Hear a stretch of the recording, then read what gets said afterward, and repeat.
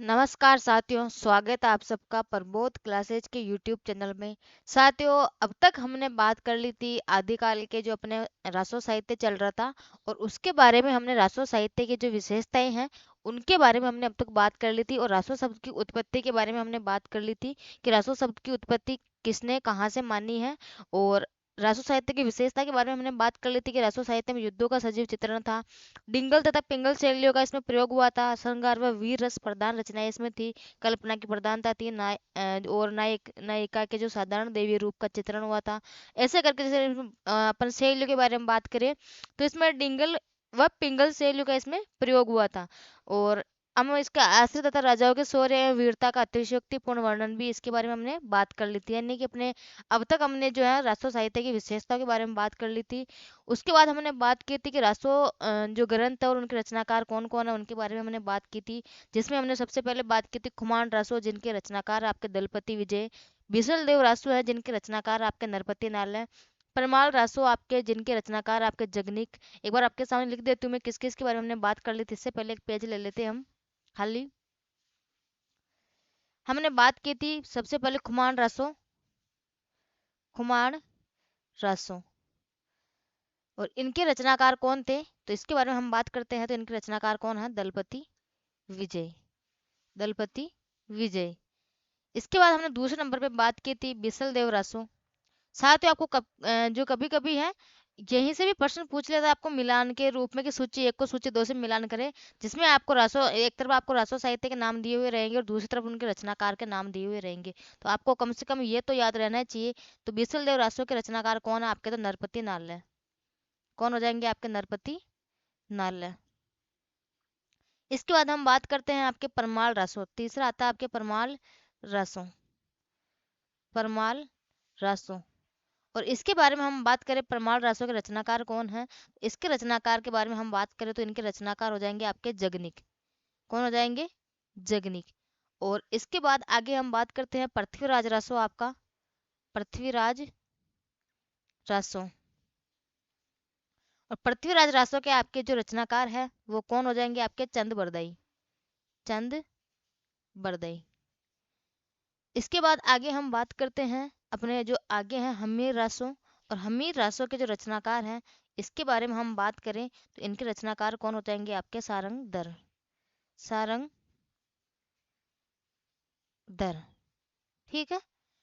इसके बाद हम बात करते हैं आपके अगला जो है विजयपाल रासो, विजयपाल रासो। और इनके रचनाकार के बारे में हम बात करते हैं इनके रचनाकार कौन है आपके? नल सिंह भाट, नल सिंह भाट या नल सिंह भट्ट। ठीक है। यहाँ तक हमने बात कर ली थी। और साथियों आपके जो देखा जाए तो एग्जाम की दृष्टि से ये बहुत महत्वपूर्ण है कि आपको यहीं से भी एग्जाम में आपको एक क्वेश्चन देखने को मिल सकता है। तो कम से कम आपको ये जो रचनाकार और उनकी रचना है इनको तो आपको ध्यान में अच्छे से रखना ही है। इसके बाद हम बात करेंगे आगे। आज हम सबसे पहले जो बात करने वाले हैं अपना पहला है वो खुमान रसो। और सबसे पहले हम खुमान रसो के बारे में ही बात करेंगे। ठीक है। तो आज का अपना टॉपिक है वो लगा लेते हैं पहले खुमान रसो, खुमान रसो। और अगर इनके रचनाकार के बारे में हम बात करें तो इनके रचनाकार कौन है आपके? दलपति विजय, दलपति विजय। इनके रचनाकार कौन हो जाएंगे आपके? दलपति विजय। ठीक है। अब हम इसके बाद आगे हम इनकी जो संपूर्ण विशेषता है उनके बारे में बात करेंगे जो आपके खुमान रसो हैं। सबसे पहले हम इनके जो है रचना काल के बारे में बात करते हैं कि रचना काल इनका क्या माना है और किस विद्वान ने इसका रचना काल कितना माना है। ठीक है। अगर आप हम सबसे पहले बात करें आपके खुमान रसो के बारे में तो खुमान रसो का जो रचना काल है वो 9वीं शताब्दी माना जाता है। कितनी शताब्दी? खुमान रसो का जो रचना काल है, रचना काल वो 9वीं शताब्दी माना जाता है। रचना काल इनका 9वीं शताब्दी। और अगर हम बात करें ये 9वीं शताब्दी किसके अनुसार माना गया है तो आपके ये 9वीं शताब्दी है वो आचार्य रामचंद्र शुक्ल और आचार्य हजारी प्रसाद द्विवेदी जी के अनुसार। किसके अनुसार? आचार्य रामचंद्र शुक्ल जी, रामचंद्र शुक्ल जी। और हम बात करें आचार्य हजारी प्रसाद द्विवेदी जी, आचार्य हजारी प्रसाद द्विवेदी जी। इनके अनुसार अगर हम रचना काल की बात करें तो इनके अनुसार रचना काल क्या माना जाता है, तो 9वीं शताब्दी। और अगर हम इनके समय की जो बात करते हैं कि किस किसने माना था 9वीं शताब्दी, तो आपके आचार्य रामचंद्र शुक्ल जी और हजारी प्रसाद द्विवेदी जी जो है आपके 9वीं शताब्दी मानते हैं। अगर हम बात करें तो ये जो आपके कुमार रासो है इसका सर्वमान्य मत भी यही हो जाएगा। जो आपका सर्वमान्य मत है ये आपका 9वीं शताब्दी माना जाता है। ठीक है। इसके बाद आगे हम बात करते हैं कि इनके अलावा और खुमान रासों का रचनाकाल किसने क्या माना है। तो हम बात करते हैं, एक माना गया आपके खुमान रासों का रचनाकाल, वो माना गया 17वीं शताब्दी। 17वीं शताब्दी। ठीक है।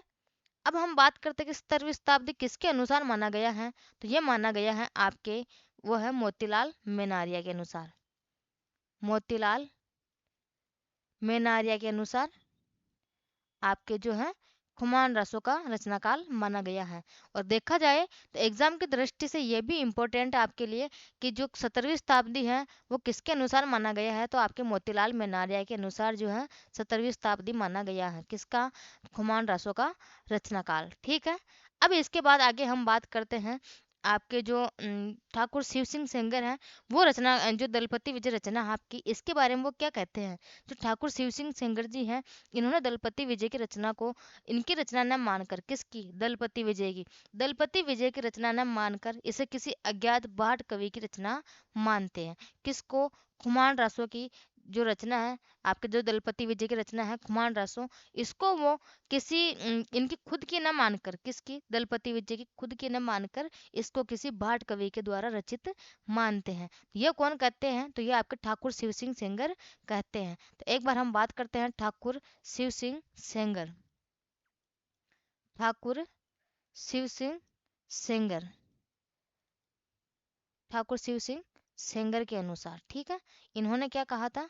ठाकुर शिव सिंह सेंगर, इन्होंने कहा था कि इसे ये कहते हैं कि यह रचना, यह इसे दलपति, एक मिनट अलग पेन से हाईलाइट कर देती हूँ तो कितना थोड़ा आपको भी समझ में अच्छे से आए। इसे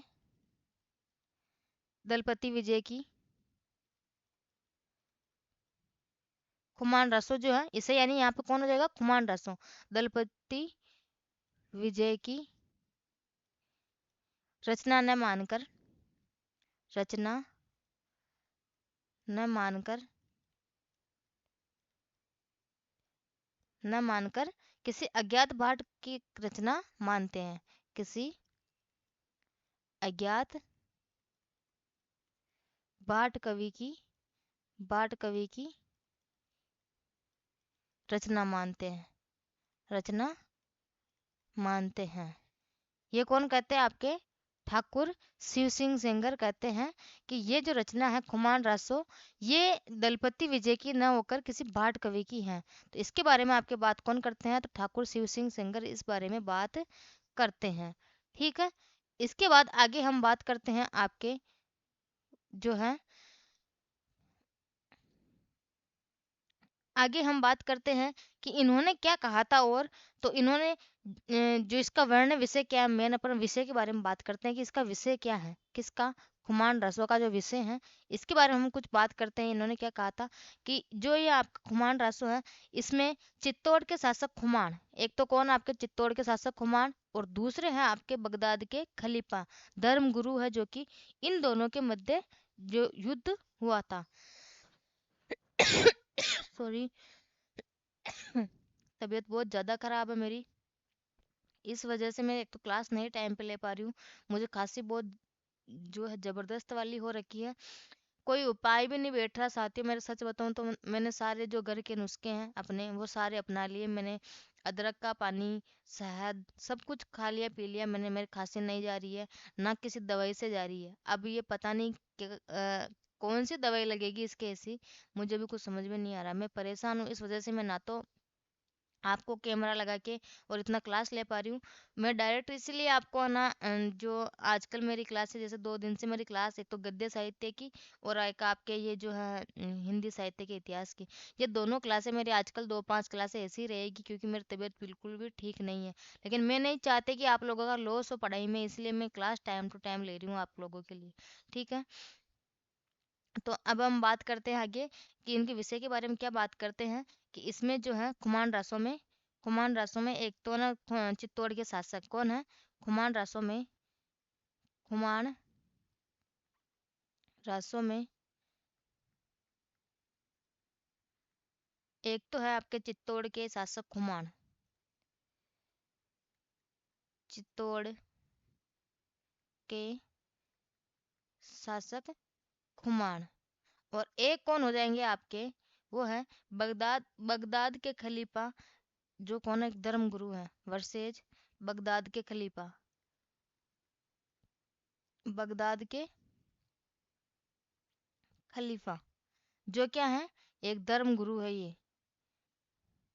इन दोनों के मध्य जो है युद्ध हुआ था, जिसमें आप अगर हम बात करें तो विजय किसकी हुई थी, तो विजय हुई थी आपके इसके मैंने खुमान खुमान सिंह की विजय हुई थी। किसकी? खुमान सिंह की विजय हुई थी। और अगर हम बात करें बगदाद के खलीफा, तो इसकी क्या हुई थी, हार हुई थी। क्या हुई थी इसकी? हार हुई थी। ठीक है, तो आपको अच्छे से ध्यान रखना है कि खुमान रासों में आपके जो खुमान सिंह है उनकी तो विजय हुई थी, और बगदाद के खलीफा जो धर्म गुरु उनकी क्या हुई थी, हार हुई थी। अब इसके बाद आगे हम बात करते हैं आपके जो आचार्य रामचंद्र शुक्ल हैं। इन्होंने खुमान के जो 3 प्रमुख शासकों का उल्लेख किया था। कितने? 3 प्रमुख शासकों का उल्लेख किया है, और बहुत मोस्ट है साथियों, इसको अच्छे से ध्यान में रखना है। आचार्य रामचंद्र शुक्ल, आचार्य रामचंद्र शुक्ल जी ने खुमान नाम के निम्नलिखित 3 शासकों का उल्लेख किया था। तो खुमान नाम के निम्न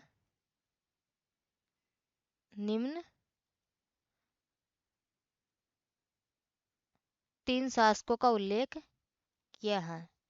3 शासकों का उल्लेख किया है। ठीक है, अगर हम बात करें सबसे पहले, तो आपके सबसे पहले हैं खुमान प्रथम। कौन है? खुमान प्रथम। और इनके अगर समय के बारे में हम बात करते हैं, तो इनका समय है विक्रम संवत 810 से 865 तक। कितना है? तो सबसे पहले हम बात करते हैं, तो पहले कौन हो जाएंगे आपके तीनों में से, तो पहला आपके खुमान प्रथम, खुमान प्रथम। साथियों ये भी आपके लिए इम्पोर्टेंट है, यहाँ पे भी क्वेश्चन बनता है आपके, तो मोस्ट लगा लेना कि क्वेश्चन बन सकता है कि आपके जो खुमान रासो है, तो इसमें कौन से खुमान सिंह का जो है वो चित्रण किया हुआ है। तो आपके खुमान द्वितीय का चित्रण इसके अंदर किया हुआ है, लेकिन है कौन कौन से, तो अपने को ये तो ध्यान रखना ही है। तो सबसे पहले हम बात करते हैं खुमान प्रथम, और इनके समय के बारे में हम बात करें, तो विक्रम संवत 810 से विक्रम संवत 810 से आपके ये हो जाएंगे 865 तक। ठीक है, दूसरे बारे में हम बात करते हैं खुमान द्वितीय, खुमान द्वितीय। अगर हम खुमान द्वितीय के बारे में बात करते हैं, इनके समय के बारे में, इनका समय हो जाएगा आपका विक्रम संवत 870 से 870 से 900 तक। ठीक है, और तीसरे के बारे में हम बात करते हैं खुमान तृतीय। कौन हो जाएंगे आपके? खुमान तृतीय। अगर इनके बारे में हम बात करते हैं, तो इनका समय क्या है, विक्रम संवत, इनका भी विक्रम संवती है 965 से 965 से 990 तक। ठीक है, अगर साथियों आपको ईस्वी सन कभी कोई निकालना हो विक्रम संवत में से, तो आपको उसमें से 57 माइनस करना होता है, तो आपका ईस्वी सन आ जाता है। अब हम बात करते हैं कि अपने जो ये रचना है तीनों, इस रचना में खुमान द्वितीय का चित्रण हुआ। किसका? अपने जो खुमान सिंह जो रचना है, ये खुमान खुमान रासो, इसमें अपने किसका चित्रण हुआ, तो आपके खुमान द्वितीय का चित्रण हुआ है। ठीक है। यहाँ तक किसी को कोई प्रॉब्लम साथियों? अगर आपको कोई प्रॉब्लम हो तो आप ज़रूर मुझे बेझिझक कमेंट करके पूछ सकते हो। आपको आपका कमेंट का उत्तर भी बिल्कुल दिया जाता है। ठीक है। तो आपको ऐसी तो कोई बात नहीं है टेंशन लेने वाली। और समझ में रही बात आपको कि साथियों में तो मैं कैमरा नहीं लगा पा रही हूँ मेरी तबीयत खराब होने के कारण। तो आपको इस बारे में भी कुछ नहीं, आपको मैटर चाहिए, कंटेंट अच्छा होना चाहिए, शकल से तो क्या है कि नहीं? सही कहा ना मैंने? आगे हम बात करते हैं अब इसके बारे में, अगली विशेषताओं के बारे में। ठीक है। अब इनके कुछ विशेष तथ्य हैं उसके बारे में बात करते हैं, जो खुमान रासों के कुछ विशेष तथ्य हैं। सबसे पहले हम बात करते हैं खुमान रासों के बारे में विशेष तथ्य या फिर विशेषताएं। खुमान, खुमान या फिर खुमान साथ दोनों सही है वैसे, लेकिन फिर भी मैं आपको यहाँ हमेशा आपको खुमान देखने को मिलता है, तो खुमान रासों की प्रमुख विशेषता, खुमान रासों की प्रमुख विशेषता। अगर साथियों हम इनकी विशेषताओं के बारे में बात करें सबसे पहले, तो इसमें लगभग कितने छंद हैं? तो आपके जो खुमान रासो है इसमें लगभग 5,000 छंद है। छंदों की बात करें तो कितने हैं? 5,000। अगर हम इनकी भाषा के बारे में बात करते हैं कि खुमान रासों की भाषा क्या है, तो वो हो जाएगी आपके राजस्थानी हिंदी। और अगर हम इसमें प्रधान रस की बात करें, तो वो आपके इसमें प्रधान रस हो जाएगा वीर और श्रृंगार रस। अगर हम इसके बारे में बात करते हैं, तो इसकी जो खुमान रासो है इसकी हस्तलिखित प्रति यानी कि जो पांडुलिपि है वो कहाँ है? तो वो आपके पूना संग्रहालय में संरक्षित है। इसके बाद हम बात करते हैं खुमान रासो। तो खुमान रासो को हिंदी का प्रथम जय काव्य कहा जाता है। और इसके बाद और अगर आगे हम बात करें, तो इसमें किसमें? खुमान रासो में खुमान रासो द्वारा किए गए 24 युद्धों का जो है उल्लेख मिलता है अपने को। कितने युद्धों का? 24 युद्धों का उल्लेख मिलता है। तो हम ये जो आपकी इनकी कुछ विशेषता है इनको लिख लेते हैं पहले एक बार। सबसे पहली विशेषता है कि इसमें छंदों की बात करते हैं, इसमें छंद कितने हैं?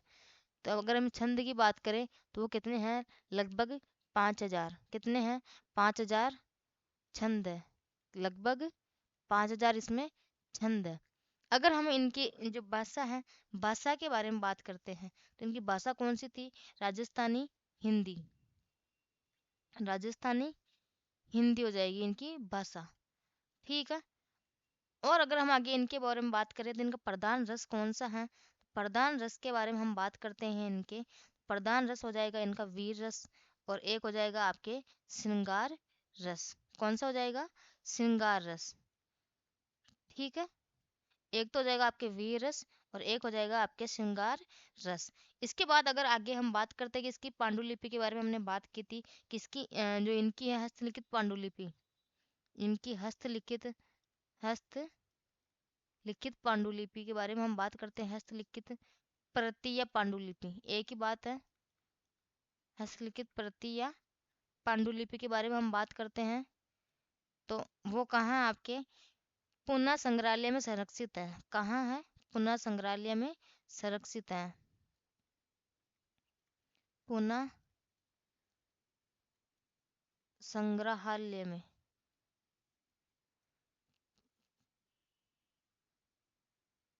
पुना संग्रहालय में संरक्षित है। ठीक है। अब इसके बाद आगे हम बात करते हैं अगली विशेषता के बारे में। इनकी अगली विशेषता क्या है? तो वो है इसे हिंदी का प्रथम जय काव्य कहा जाता है। किसको? जो खुमान रासो है इसे हिंदी का प्रथम जय काव्य कहा जाता है। प्रथम जय काव्य कहा जाता है। ठीक है। और अगर आगे हम बात करते हैं कि इसमें कितने युद्धों का उल्लेख मिलता है, तो खुमान रसों में खुमान रसों में कितने युद्धों का? तो 24 युद्धों का उल्लेख मिलता है। 24 युद्धों का उल्लेख मिलता है। ठीक है। यहाँ तक हो गई आपके इनकी विशेषताओं के बारे में बात। अब इसके बाद आगे हम बात करते हैं जो आपके खुमान रासो हैं, इनमें जो है कुछ जो आपके आलोचक हैं इन्होंने क्या क्या कथन दिए खुमान रासो के बारे में। तो खुमान रासो के संबंध में आलोचकों के कथन, खुमान रासो के संबंध में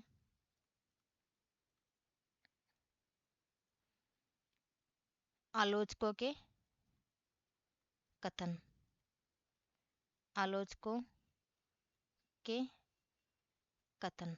ठीक है, हम इनके बारे में बात करेंगे। जो आपके खुमान रासो हैं इनके संबंध में आलोचकों ने प्रमुख क्या क्या कथन दिए थे। सबसे पहले हम बात करेंगे कथन के बारे में।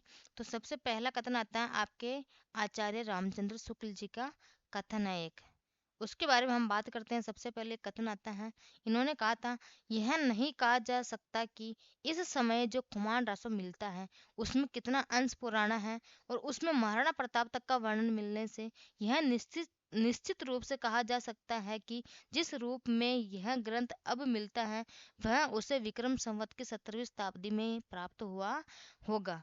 ठीक है, तो यह कथन किसका, आपके आचार्य रामचंद्र शुक्ल जी का। तो एक बार हम कथन लिख लेते हैं। सबसे पहले कथन है, यह नहीं कहा जा सकता कि, यह नहीं कहा जा सकता कि इस समय जो खुमान रासो मिलता है, इस समय जो खुमान रासो मिलता है, खुमान रासो मिलता है उसमें कितना अंश पुराना है, उसमें कितना अंश पुराना है, कितना अंश पुराना है महाराणा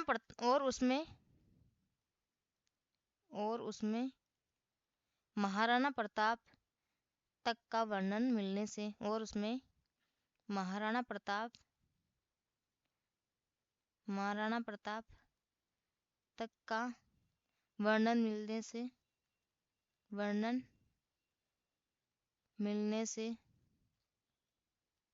से यह निश्चित रूप से कहा जा सकता है कि, यह निश्चित रूप से कहा जा सकता है कि, कहा जा सकता है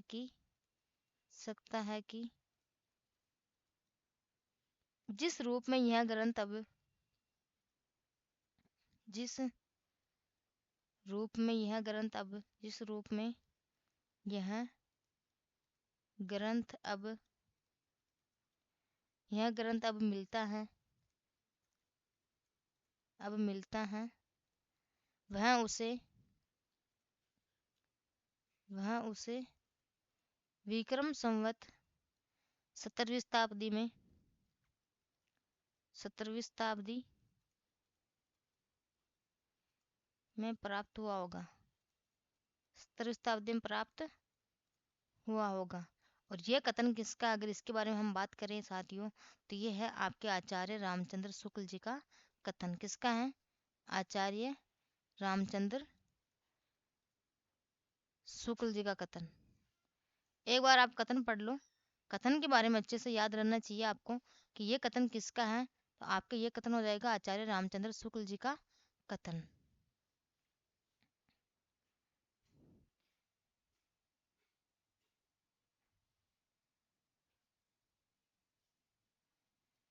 कथन क्या है, यह नहीं कहा जा सकता कि इस समय जो खुमान रासो मिलता है उसमें कितना अंश पुराना है और उसमें महाराणा प्रताप तक का वर्णन मिलने से यह निश्चित रूप से कहा जा सकता है कि जिस रूप में यह ग्रंथ अब मिलता है वह उसे विक्रम संवत 17वीं शताब्दी में प्राप्त हुआ होगा। और यह कथन किसका अगर हम बात करें तो यह आपके हो जाएगा आचार्य रामचंद्र शुक्ल जी का कथन।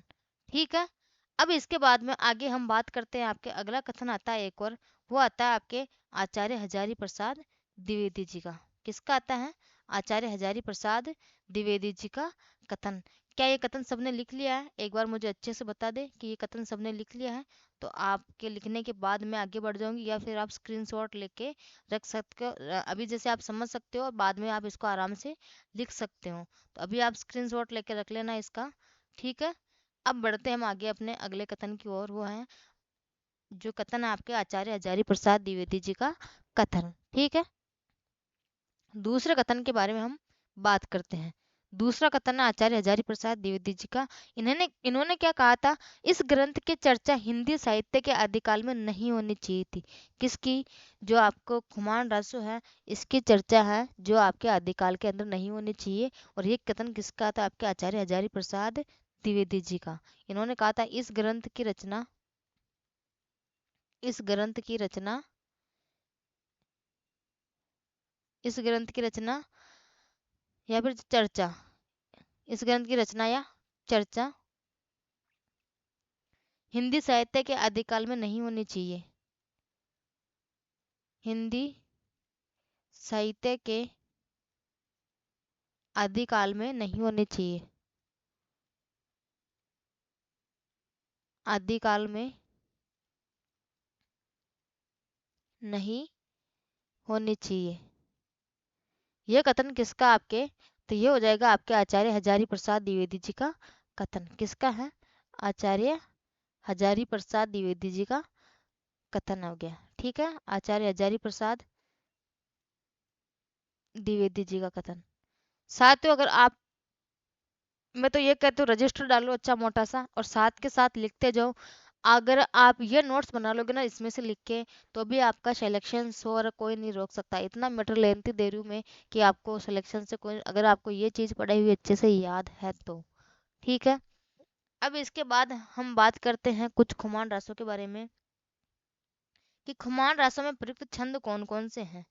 जो आपके खुमान रासो है, इसमें जो प्रयुक्त रूप से कौन कौन से छंदों का प्रयोग किया गया है। तो खुमान रासों में प्रयुक्त छंदों का प्रयोग, हेडिंग लगा लो आप, खुमान रासों में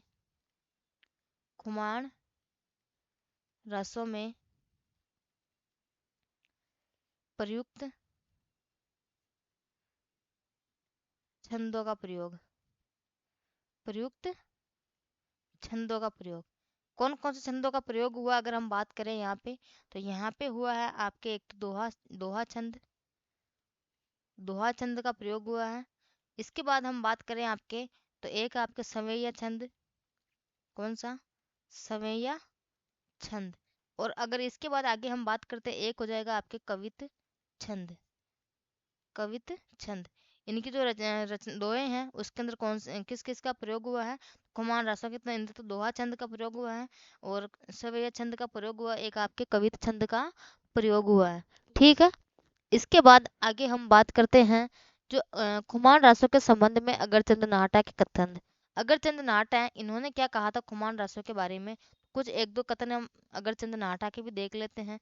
अगरचंद नाहटा ने कहा था कि इस ग्रंथ में बप्पा रावल से लेकर राजा जो आपके राज सिंह है तक का वृत्तांत मिलता है, और खुमान रासों का वृत्तांत विस्तार से होने के कारण ग्रंथ का नाम खुमान रासो जो है खुमान रासो रखा गया था, ठीक है। अगर इनके अनुसार हम बात करते हैं जो आपके अगरचंद नाटा हैं, तो एक बार हम बात करते हैं अगरचंद नाटा के अनुसार खुमान रासों के संबंध में खुमान रासों के संबंध में खुमान रासों के संबंध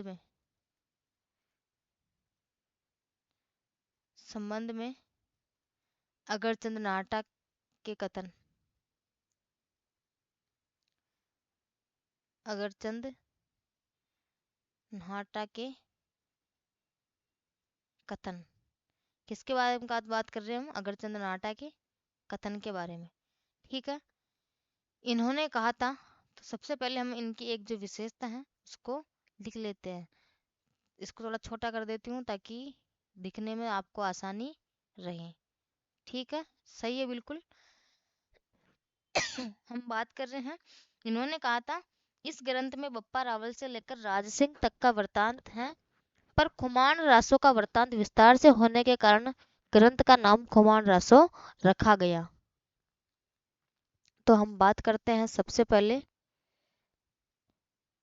पहली विशेषता के बारे में। इनकी पहली विशेषता है, लिख लेते हैं साथ के साथ, इस ग्रंथ में बप्पा रावल से लेकर, इस ग्रंथ में बप्पा रावल से लेकर, बप्पा रावल से लेकर राज सिंह तक का वृतांत है। बप्पा रावल से लेकर राज सिंह तक का वृतांत है। राज सिंह तक का वृतांत है।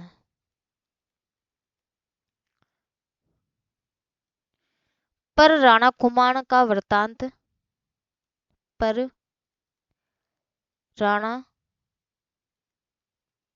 कुमाण का वृतांत,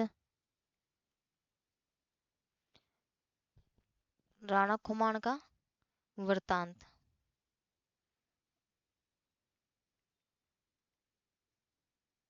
विस्तार से होने के कारण, विस्तार से होने के कारण